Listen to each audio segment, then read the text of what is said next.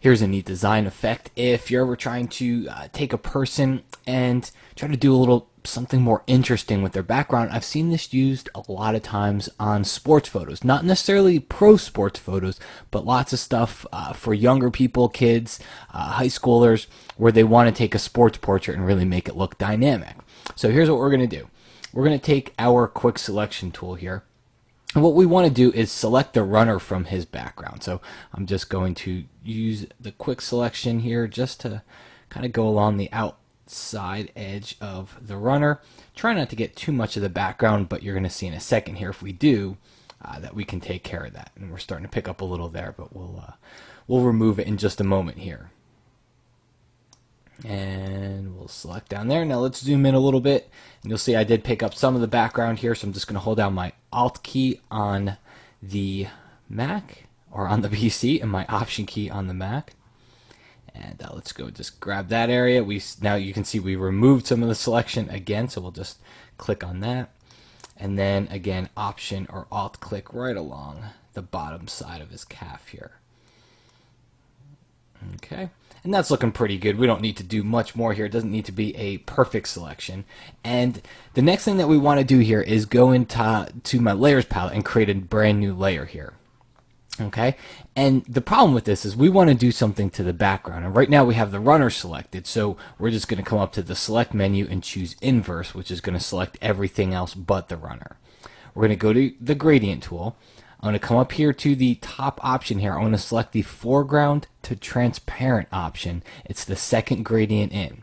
Okay, so it's going to use whatever foreground color you have set and then go to transparency. In this example here, I've got black as my foreground, so that's exactly what I want. All right, so watch what happens when I start to drag this gradient from the top down. See what it's doing in my background, how it's darkening it? You can undo if you don't get it right. I want it to actually be a little bit lower here. I almost want to turn the whole thing black. We'll do it one more time here, way down toward the bottom. There we go. That's the effect that I'm looking for, because I want just about everything to be black here. Okay?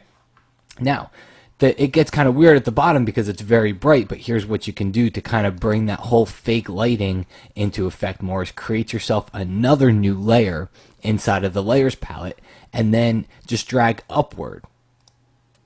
Okay, that's a little bit too harsh for me, so I'm going to do that. There we go. That's a little bit too much. And see, it's a little bit of trial and error, and that's getting pretty close. There we go. And what's nice about this is that I did create it on a blank layer, so now I can drop the opacity.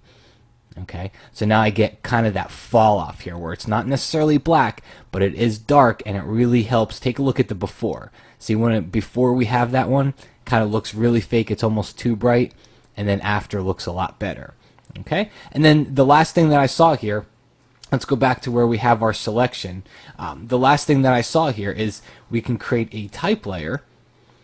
All right, and then I'm going to put some text, but it looks like it's going to go on top of the runner here, and in just a moment you're going to see how it goes behind him. So let's go ahead and just type in running.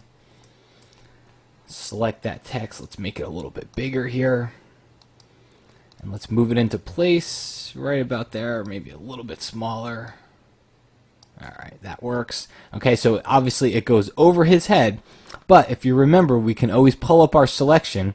Just come up here to the layers palette here, just command or control click onto that layer that has the selection. Remember the one where we drew the gradient on it? If we command or control click on that, it loads the selection, and then at this point we can come over to our layers palette. We can add a layer mask to it, and what it does is it puts that selection as a mask, so it hides the portion of the text that was over his face and it puts it behind him. So that's kind of a nice little finishing touch for it. So if you ever have any one of those sports photos or whatnot, again, it doesn't have to be pro sports.